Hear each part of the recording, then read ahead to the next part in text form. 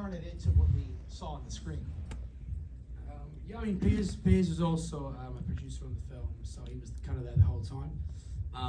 And you know, for me, it was a lot of pressure to deliver on something that had been around for almost 40 years. So I was kind of, I just wanted to do those guys justice, and that was a kind of weird and unusual nervousness and pressure I hadn't kind of experienced before. But we're lucky to have a great cast, so that helped. So the sequel's been around for 40 years. What took 40 years for this to get to the big screen? No idea. No one was daft enough to make it, apart from me, I think. Probably. Well, Max, what was your first take when you first read the screenplay? What was your first take on Oliver? I thought it was more dramatic than a comedy.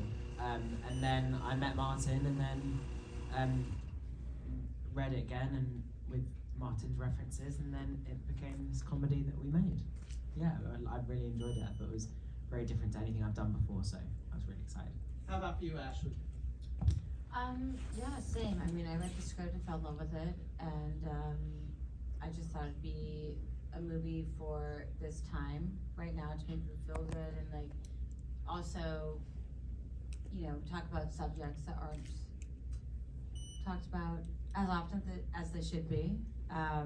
And you know, I think everyone should feel completely confident in themselves and with who they are, and you know, Max did a very good job at portraying that in the film. And yeah, I just think it's about, you know, finding yourself and, you know, finding who you are. Friends. Your friends, family, and yeah. Choosing.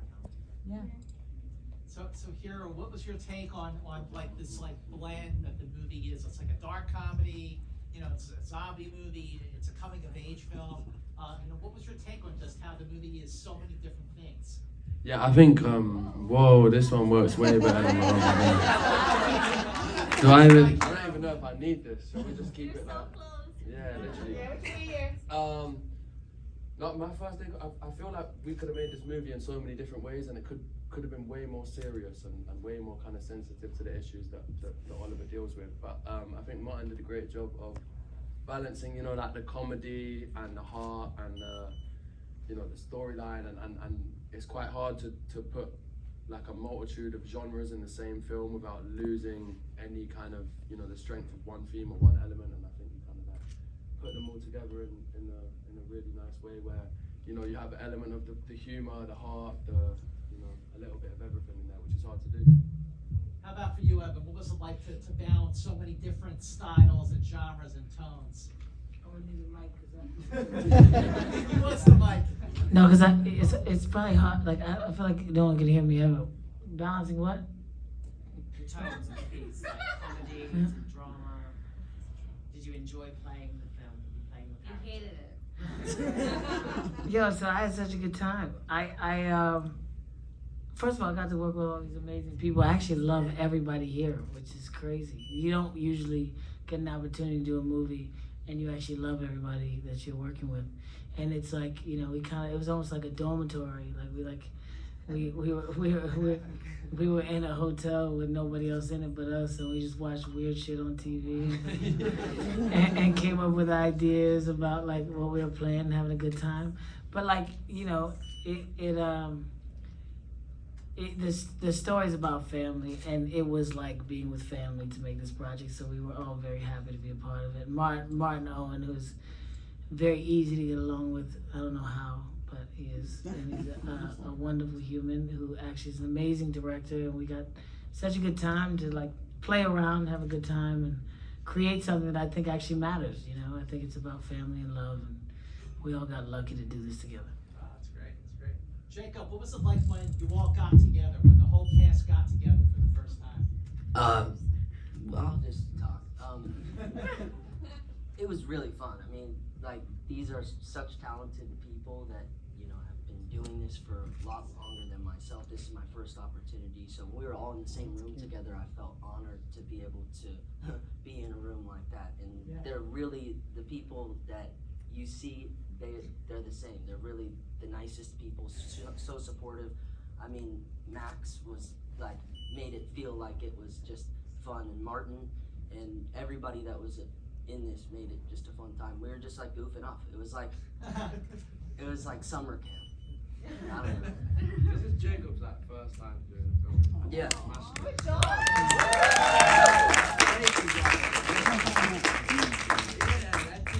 Mark, what were some of the movies that inspired you? The sort of look of certain films that you were going for. I mean, I picked up a little Shaun of the Dead. I picked up a little John Waters. Yeah. Like Shaun of the Dead, definitely a bit. Edward Scissorhands, Beetlejuice. Those types of movies, kind of movies that are kind of strange in the way that they kind of package, but ultimately have a very kind of simple message and simple story at the center, I think. Great. You're really good at your job. Because the movie is Max a coming of age film. Yes. In what ways did you kind of relate to Oliver?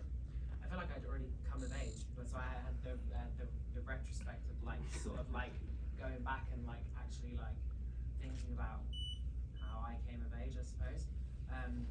Oliver is nothing like me, so that was I always find the characters that are nothing like you are more interesting to play because you can, as an actor, I really like expanding my experience of humans by understanding other people's thought processes. So whenever you can get to do that in a character, that's really fun and important to me.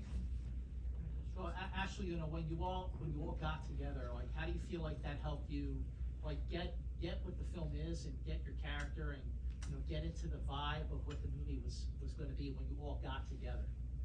Yeah, so funny enough, like Evan and I have known each other since we were kids.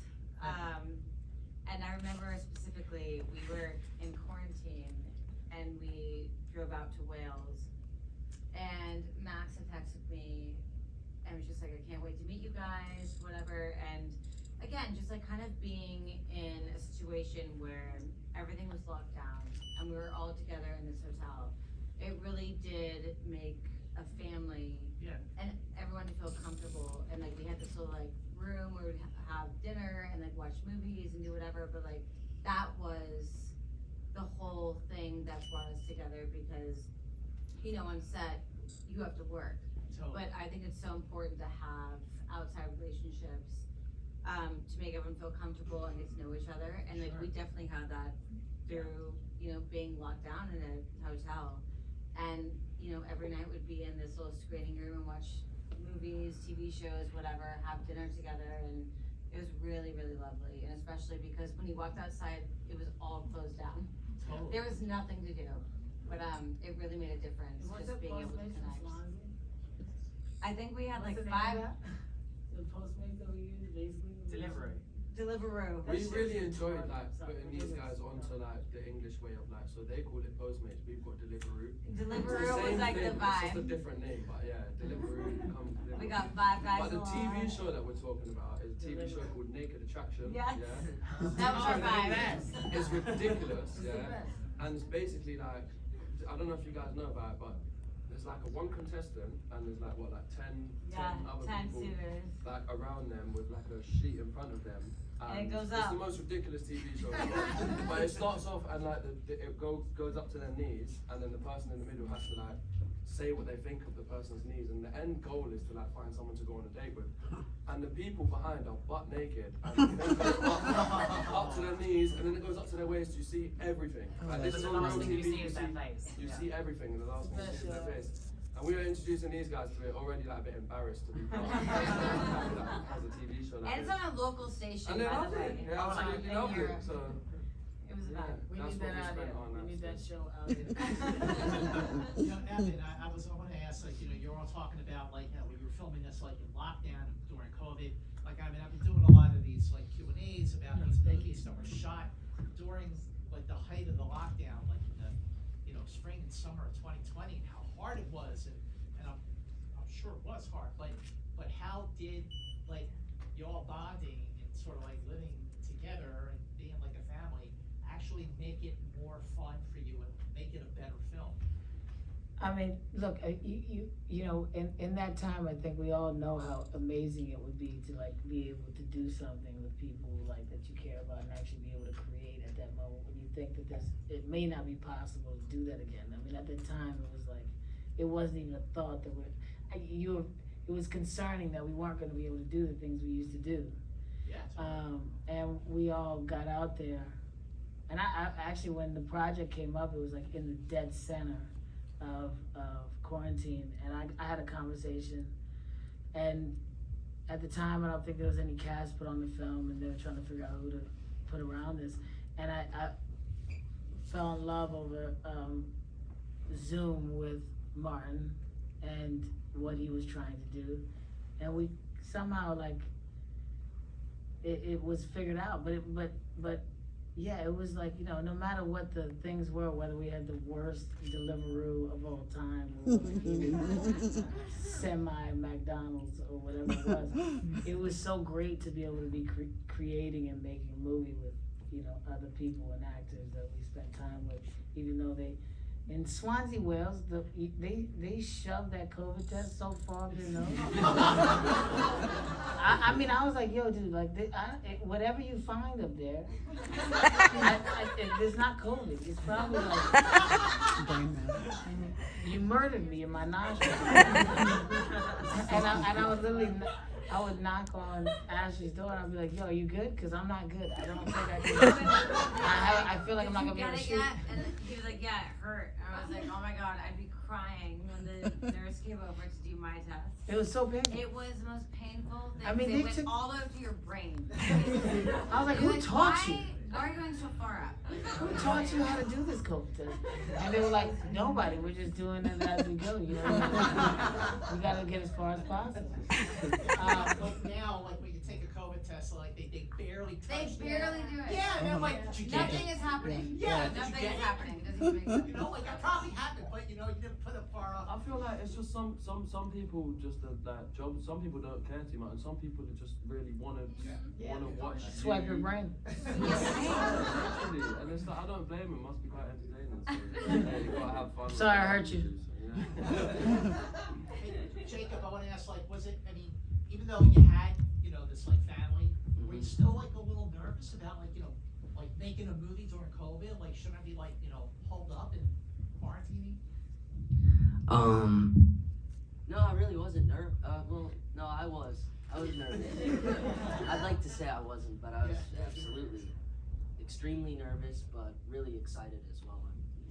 Like, if it was anybody else, I might have really been so scared that I might not have done it. But with their support, they made it seem like it was a safe environment to try things and to play a character that's, you know, a little bit evil. Not a little bit, a lot. Really good. So, yeah. Awesome. Yeah, Martin, I want to ask, like, when you were like looking for the perfect dollar, Sorry about that. what drew you to Max? Go on.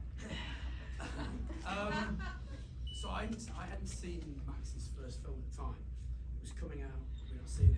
And we spoke, and we just got on so well. And I could tell straight away he was a superstar, like, immediately. And the thing is with Max, like when we were making the film, his kind of approach and the work and his work ethic and his kind of his nuanced performance to me, I think he's exceptional. Woo! Woo!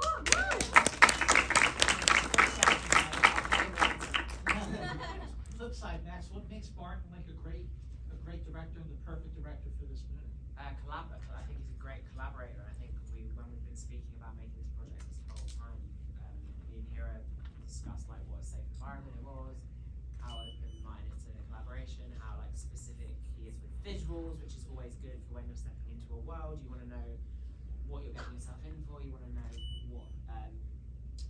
what are important references for you to really understand, because you know I do truly believe though, as an actor, you know, especially when you're stepping into a film, you know, you do have to bring your own creative spin to it. Like, it's Martin's film.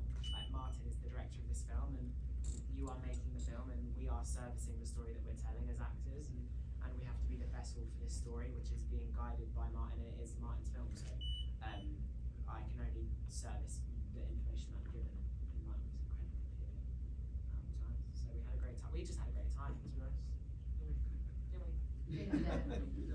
Y'all, I mean, I'm really picking up to just, you had this fun, you felt like family, you had a great time. But actually, when I saw Spring Breakers at South by in 2016, that movie rocked my world. but, you know, I feel like, you know, you're really working with, especially film directors that are really taking big swings, you know, like Martin did here. So like, how did this movie feel like a fresh vision for you? You know, something different. Yeah, I think, you know, coming off of the world kind of being shut down, I had just done a film and Evan had called me and showed me the script, and I was a fan of Martin's, and I read it and was super connected to it. I thought it was an amazing story that really needed to be shown to people, especially in this time. It's a feel-good, you know, I always say comedy, it's not, but it is a little bit. But yeah, I was just really drawn to my character and also the script, and knowing that Max would be leading it, I was very excited to meet him, and I was excited to like work with Hero, Evan, Jacob. I thought it was a really nice opportunity, and again, just being able to completely remove yourself from, you know, we're shooting in Wales, so Evan was like, you have to go the next week. I just landed from another shoot, and he was like, we're leaving next week, and it was so nice to be able to have people around me that were so down to earth, so present, and very willing to make an amazing film, and I couldn't have been more pleased with everyone involved, so it was really nice. Oh, that's great. Harold, what was your favorite part about making The Longest Boy in the World? I don't know, you know, I feel Makeup. like, spending like 6 hours in makeup every morning, yeah. No, I feel like just playing a character who's dead and therefore has absolutely nothing to lose is like so fun. Usually as an actor, like you're searching like scraping the barrel for like vulnerability and layers of different, you know, past experiences, and you're trying to like make it so complex and deep, and there's something so refreshing about playing a character who's dead and obviously has complexities and is a well-rounded, you know, person, or was when they were alive, but playing someone who's just always so positive and has that kind of like everything's above the surface and is just like so happy-go-lucky and just like, I just had so much fun playing a character who was having so much fun. So yeah, I'd love to hear what you guys' favorite scenes was, or what some of your favorite. I would love to take questions from the audience. How about that? So you got questions? I mean, look at this intimate crowd. You know, like what a perfect time, especially all in the front row. If you got questions, raise your hand. You know, question. I know you do. Okay, I do. All right, let's hear it. Why was all the inside of the house pink? Like, Why was the there inside of the so house? much pink? Great question. I mean, I like the colour pink. I love like pink. I actually do have a proper answer for this, which is the inside of the house is Oliver's kind of safe space. So we kind of visually wanted to elevate it for the rest of the film, so it kind of feel heightened, and we just landed on the colour pink because I like pink, but it stands out that kind of when he goes in the outside world, it looks slightly different. But when he's inside his world, it has this kind of heightened, really expressive feel to it. So that was why we landed on it. Does that make sense? Yeah. Who else has a question? You've got a question right there. Yes. Hero, how were you not able to blink and breathe? I've got such a good answer for that. Alright, basically, it's really hard to play dead because obviously you need to breathe and stuff and blink, as you clearly pointed out. But when you wear like if I was to have to do that scene like topless with no contacts, you'd see me breathing and I'd have to blink. But we had contacts. It was such a happy accident because it was so last minute. We were like, oh, why not? Let's get contacts to make them look more dead.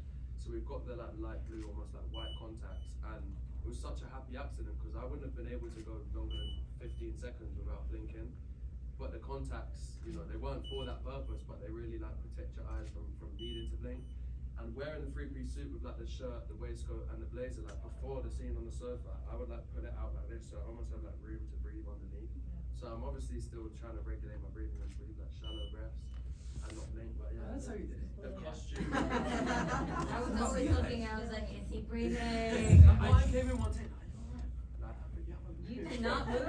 You did not move. Nah, You yeah. really fucking. I spent some nights on the sofa like watching films with friends before, and then I'd be like, we were watching a film and zone out, and I'd kind of be thinking, oh, I've got that thing next week, I should probably practice on. My friend would be like, whoa. Bro.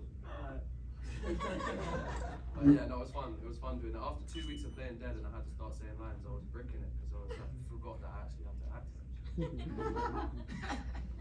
Saw another hand raised. Yours? Hi, question. When you had that bandage on, can you breathe? Like, was it hard to breathe? The breathing was fine. Going to the toilet. I have to let them know like 20 minutes in advance. I need the bathroom, so they unbandage everything. Go to them. It was impractical for day-to-day issues, but no, I could breathe alright. The vision with the glasses and the contact, and then the bandage that coming up was a bit difficult too. But you know, every job, pros and cons, loads of pros. But yeah, it was quite difficult. You were entirely bandaged because we had a conversation. You still have to be like, why can't I put my hands on my face? And we just went the whole thing. And you had the makeup underneath as well. Some things could have been done a bit more practically if we had to do it again. But yeah, do you know what? The costume actually did something very clever, which was they bandaged me up completely, which took like a couple hours, and then they stitched like a zip into the back. So the whole kind of body, it was there. They didn't have to do it every time. But after like a few weeks, it just kind of starts. You have a question. Oh, not from the front. Oh. No, on the back, I had to get everything off. The hands were the worst because you have to do that every time. You can't, you know. Well, the zip was It's in the costume. unhygienic, isn't it? You can't. That bandage in it. Was there a legitimate reason why Oliver was isolated, like by his mother? Like, did she also have mental problems? Is that why? Or Do you want to answer this? I didn't write it, so Yes. So basically, Oliver was so used to being with his mother in the house, just the two of them, that when she died, he just continued to have the same routine. So kind of his way of kind of coping with the loss of his mother was to just continue to do what he did before. So he hence, didn't know any. He didn't know any. But why was his mother? Because obviously there's the line about can I go play with the other kids or something. So is it clear like there's I think indication we that his mum was quite, she had some issues as well. Yeah, but I think we surmised that she was like a little bit disliked. yeah, she was. The sequel might be a prequel and we'll find out. Not the sequel, the prequel. There's a question right there. Well, I want to say my favorite scene. I love the scene in the mirror when you're saying, Yes. "Oh, fucking sensational." Yes. Stuff. And I thought that was really cool. And I love your three advices, for the date. And what I wanted to know is, didn't you get hungry? I mean, don't zombies just want to eat brains all the time? That's the thing. So first of all, thank you so much. The dating advice was some Martin's real life dating advice. But he thought of that on the moment, on the day, which was funny. And the fucking sensational line, I'm pretty sure I wrote that on the day. That was yours? Yeah. That one. Thank you. I think that's my favourite scene as well. What was the end part of your question? About eating brains. About eating brains. Yeah. We spoke about this today on Zombies aren't real. We did. They're not. No, so there's no rules. So like this is why so many zombie things get made, and so many creative people can have their own decisions. And like proper zombie people will be like, oh, why are they not eating? But like, this is not a zombie film. Yeah. Also, there's no scientist who's going to be like, no, you were incorrect about your zombie portrayal. Yeah. Zombies aren't real, so and neither is Oliver. So It's a good question though. It's a good question. You got a question? Yeah, so Martin, when you saw the script, what themes and aspects did you want to emphasize the most? Question? That's a good question. I think for me, because the script was written in the 80s, it was like the most interesting kind of challenge for me was do the themes and the tones transcend from the 80s to now, which I think they did really well. And I kind of wanted to make a film that felt authentic to the 80s, but not kind of, not hammer it home too much, but it just, for me, everything was already there. My job, as I've said many times in this film, was very easy, and the fact the script was great, the actors were great. In many respects, all I had to do was just kind of steer things in the right direction. It was tonally, for me, it was already there. It's just, it was interesting because to write a film that's been around for so long, it's just the pressure of that, of kind of like these guys, if they hate the film and they've had it for 40 years, I'd have felt so guilty. I mean, they told me they like it, they couldn't like, but they told me they really enjoy it. So, I think it was already there, and these guys did such a great job. I had very little to do, really, honestly. me, like, I would just say that like the film is about grief and chosen family. So like those are the two things that I feel like the film, you know, though it uses zombies and the 80s as, you know, It's a rapping, it's an action. yeah, that's like the sort of every time I'm going to say this line, I get the word doesn't come to me, but it's like that's like the environment, isn't it? The creator. that's the setup, like that's the setup, but the theme is like the undercurrent is it's a film about chosen family and an outsider and sort of kid going through grief, and I think that's the main themes that I think that we wanted to have. Yeah, it is. Me and Max spoke for weeks before the film about Oliver's journey and kind of what he should do and how we should approach it. We came up with all these ideas, and then one day Max called me and said, "You know what? This story's just about a kid grieving. That's it. It's about a kid grieving. We are with him during his process of grief, and that's what's at the core of the film." Yep, totally. Got a question right here. Carol, what was your favorite scene? I think it was the bathroom one, you know. The bathroom scene for me and Max, like personally, because I really enjoyed doing it and like, I love watching it back. I think I like what we did with it. But the dinner table scene, when he's listing all the cheeses, I feel like he did that so many times, like in rehearsal, and me and Max we had to get all our laughs out before we actually shot it. Did And that then get the on ring- you here? Sorry, did that actually get on you? Do you know what? Yeah, you see, Yeah. so there was a little like rig that people set up that Yeah. would go like through the side. I'm ruining all the movie magic here. The side of his mouth, so if the camera's here, like he's got a tube sellotape to the side of his mouth, and it's like spewing it out. But obviously that it only goes so far, and we're sat quite far apart. So obviously that I had to like lean into it, because obviously in the script it's like he's spewing all over me. So it was like falling short, and obviously you only get so many takes, and you got to like get everything changed, and you only got so many spare jumpers to not be sick already. So like when he's doing it on the last day, I'm thinking we probably can't get another one of these. I'm like leaning into the set, Say it. but yeah, that was unpleasant, but I really enjoyed. I love that scene. I think Ben is so funny. I love him. I love that scene. Well, ladies and gentlemen, so The Loneliest Boy in the World is in theaters now, but it is also on digital. So make sure you go on social media and you spread the word. Yes. And spread the word about The Loneliest Boy in the World. Thank you so much for being here. Wait, before you all get